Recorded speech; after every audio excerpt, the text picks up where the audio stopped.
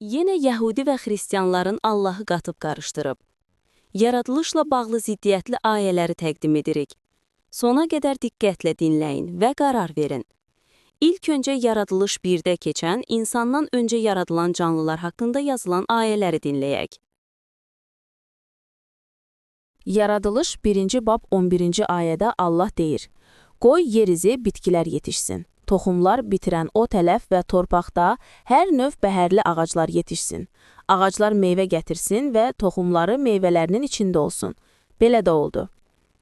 Bu kimi digər ayələri dinləyək. Yaradılış 1-ci bab 20-ci ayədən 25-ci qədər dinləyək. 20-ci ayə. Sonra Allah dedi: Qoy sular çoxlu canlı məxluqlarla qaynaşsın. Yer üstündəki göy qübbəsində quşlar uçsun. 21-ci ayə. Allah nəhəng su əjdahalarını və suda qaynaşan hər növ bütün sürünən canlı məxluqları, həmçinin hər növ bütün qanatlı quşları yaratdı. Allah gördü ki, bu yaxşıdır.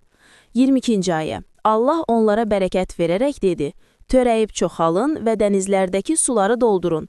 Quşlar da yer üzündə çoxalsın. 23-cü ayə. Axşam oldu, səhər açıldı. Bu 5-ci gün idi. 24-cü ayə. Sonra Allah dedi: Qoy yer üzündə hər növ canlı məxluqlar, hər növ ev heyvanları, sürünən canlılar və çöl heyvanları əmələ gətirsin. Belə də oldu. 25-ci ayə. Allah hər növ çöl heyvanlarını, hər növ ev heyvanlarını və yerdə sürünən bütün canlıları yaratdı. Allah gördü ki, bu yaxşıdır. Ayələrdən aydın görünür ki, insandan öncə başqa canlıları yaradır. İnsandan öncə yaradılan bütün növ canlıları yaratdığını deyən ayələrdən sonra, keçək insanı yaratdığını deyən ayələrə. Yaradılış 1-ci bab 26-cı ayədən 28-ci ayəyə qədər olan ayələrə. Yaradılış 1-ci bab 26-cı ayə. Sonra Allah dedi: Öz surətimizə və bənzərimizə görə insanı yaradaq. Qoy o dənizdəki heyvanlara, göydəki quşlara, yerdəki heyvanlara, bütün yer üzünə və yerdə sürünən canlıların hamısına hökmranlıq etsin. 28-ci ayə. Allah onlara xeyir dua verərək dedi: Törəyib çoxalın və yer üzünü bürüyüb ona sahib olun. Dənizdəki heyvanlar, göydəki quşlar, yerdə sürünən bütün canlılar üzərində hökmranlıq edin.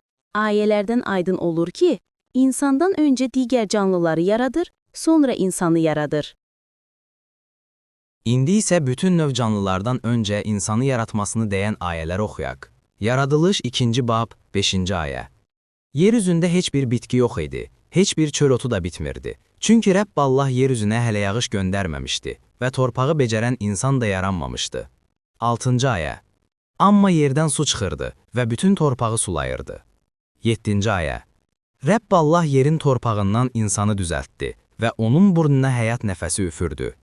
Beləcə insan canlı varlıq oldu. Ayədən aydın olur ki, ilk olaraq insanı yaradır. 8-ci ayə. Sonra Rəbb Allah şərqdə yerləşən Edəndə bir bağ saldı və düzəltdiyi insanı orada yerləşdirdi. 9-cu ayə.